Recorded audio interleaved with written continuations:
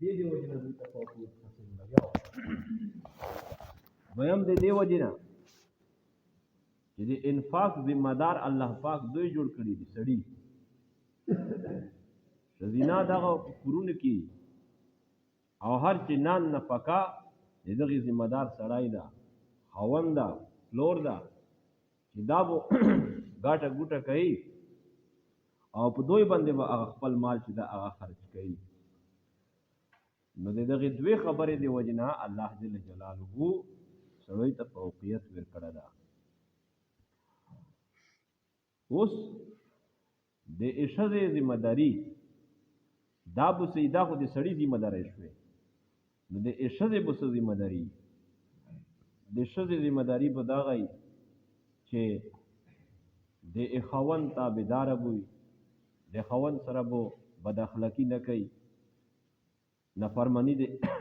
هغه به نه کوي د ده په غیبوبت کې خاوند نشته ده د خاوند په مال کې په خپل نفس کې خیانت به نه کوي نو احادیثو کې هم مردمی د هغې خپل وضاحت بیا کوم الرجال قوامون على النساء بما فضل الله بعضهم على بعض الرجال سړي چې دي قوامون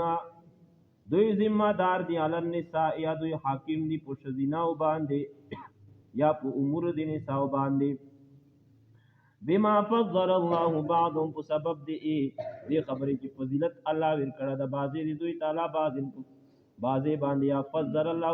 چې برتري ورکړي الله پاک بعضې د دوی تعالی په بعضې باندې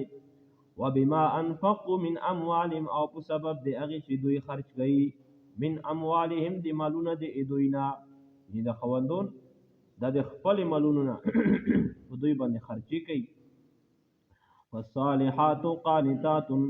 حافظات للغیب پس الصالحات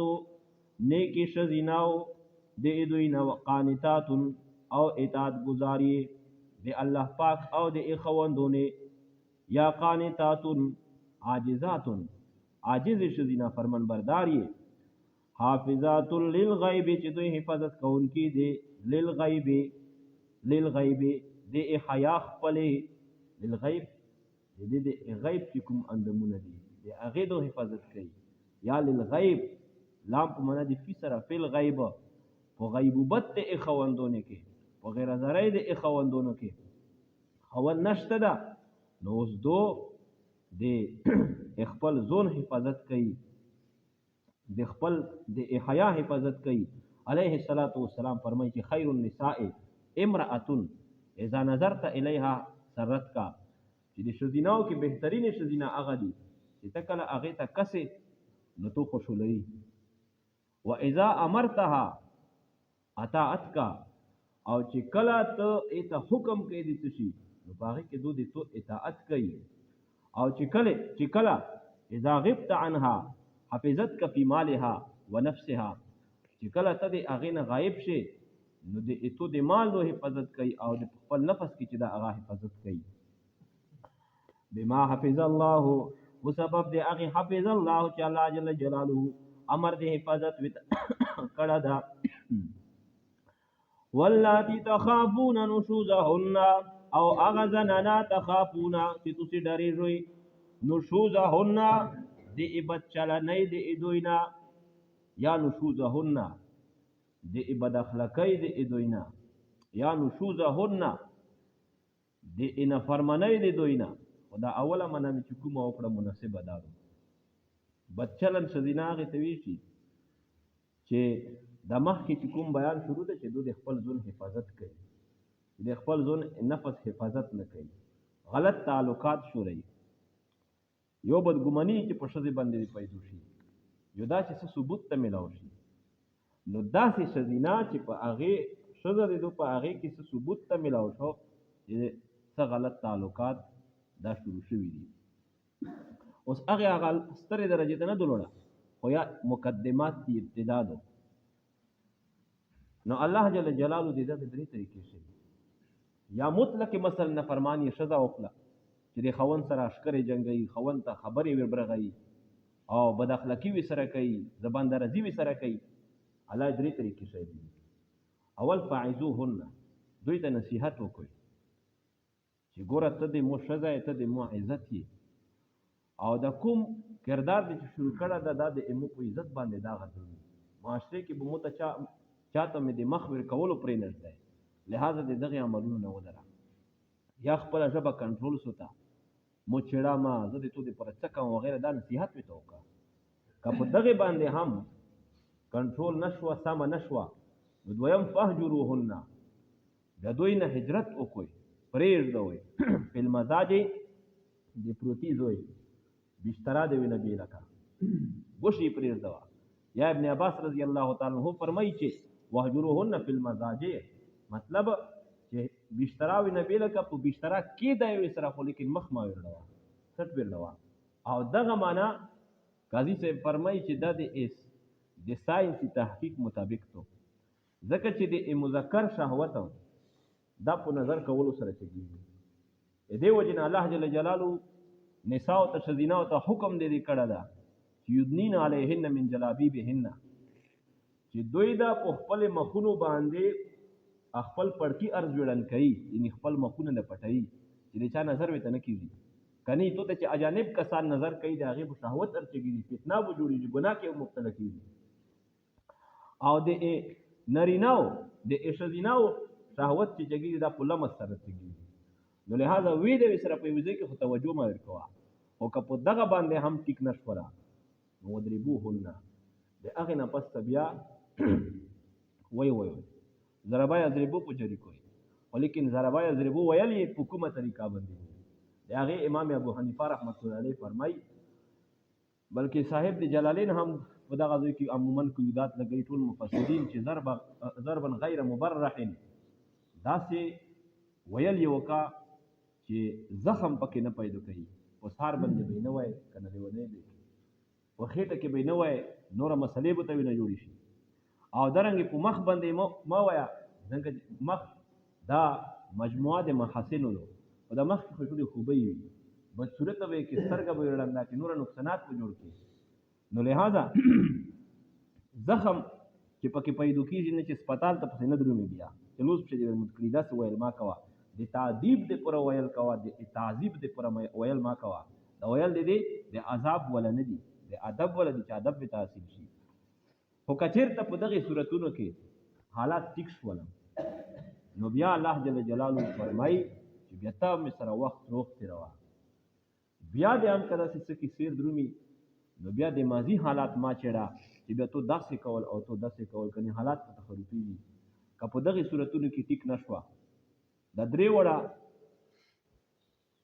امور دې ور باندې وکتل بیا ټیک کېدل نه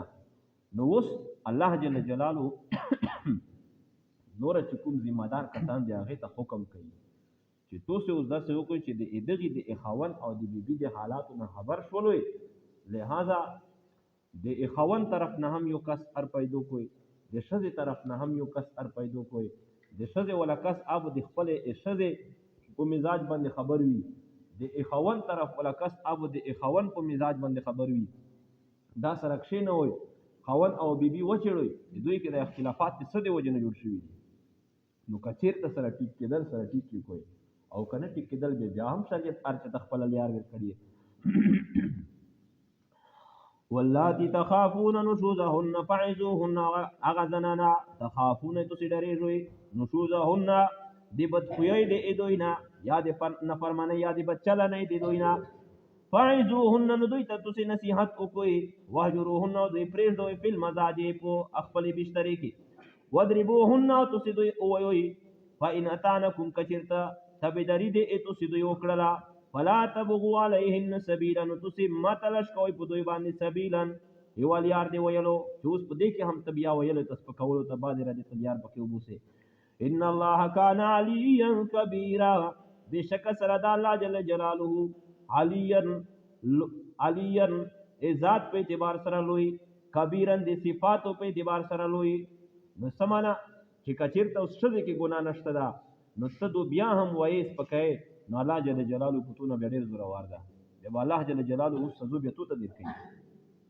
وان خفتم شقاق بینهما کچر تسی ډریږئ شقاق بینهما د اختلاف نه په مابین د دوی دواړو کې فبعثوا حکما من اهله نو تسی اوستوي حکما یو نماینده یا یو فیصله کوونکا من اهله د اقارب د اخواننا وحکما من اهلها او یو فیصله کوونکا نماینده من اهلها د اقارب د شذنا ان یریدا اصلاحا يوفق الله بینهما کچرتا اراده د غدوړ حکمین لري اصلاح هم د درستګي يوفق الله بینهما الله جل جلاله جوړول ورول په مباین د دوی دواړو کې سره ټیک پیکی ان الله کان علیما خبیرا بشک سره د الله جل جلاله د علم ولا ذات خبردار ذات تا واعبدوا الله ولا تشركوا به شيئا عبادت کوئ د الله جل جلاله ولا تشركوا به شيئا او شرک مکوئ په الله پاک سره شيئا کو اس سره هم وبالوالدین احسانا او د والدین سره شګړې کوي وبذل قربا او د رشتہ دارو سره چې کیم قریبي رشتہ دار مو دي اسلام شګړې کوي والیتام د یتیمونو سره شګړې کوي والمساکین او د فقیرونو مسکینونو سره شګړې کوي والجار ذل قربا او د هغه گاون سره ذل قربا چې ا د رشتہ داري ولدا گاون یو اجنبي وي وسره سره کربدري وي نو د کوم د چې گاون د داسې گاون چې رشتہ دار ده ای سره هم شګړه کوا والجار جنوب او د هغه گاون سره الجنوب چې اجنبي ده یا لری ده دینه رشتې په اعتبار وصاحب بالجنب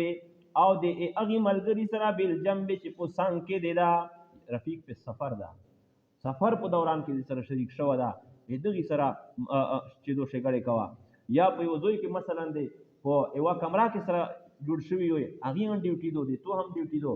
یو بل سره حسن سلوک کوي یا د صاحب بالجمن مراد خپل شذ دو چې د هغه سره حسن سلوک کوا شو وخت سره تیروا وابن السبيل او د مسافر سره وما ملکت ايمانكم او د هغه کسانو سره ملکت ايمانكم چې په ملکی یمینی د ایتو سکری یعنی غلامونو موږ په خوندوره معنا دی وکړو ملکت ايمانكم دخلت تحت قدرتكم چې تاسو د قدرت الون دي داخل دي نو عام نو کار دی ولا ډیوټي دي سره کوي اوس غلامون نشته ده او قران هو د قیامت پر قران ده نو چې د تو ما تحت د چکم هم ده د دغه سره حسن سلوک کوا ان الله لا يحب من كان مختالا فخورا بشک سره الله جل جلاله نو اس کسب دغه ته حقوق نه ورکي او د هغه باوجود د مسافر سره د اشز سره د اماتخ سره بس سلوکی کوي نه دا منه چې دا مغرور کستا دا متکبر کستا نو دسه کسان الله فرمایي چې زینه پسند کوو ان الله بشک الله جل جلاله لا يحب ان پسند کوي من هغه څوک کان چې دایدا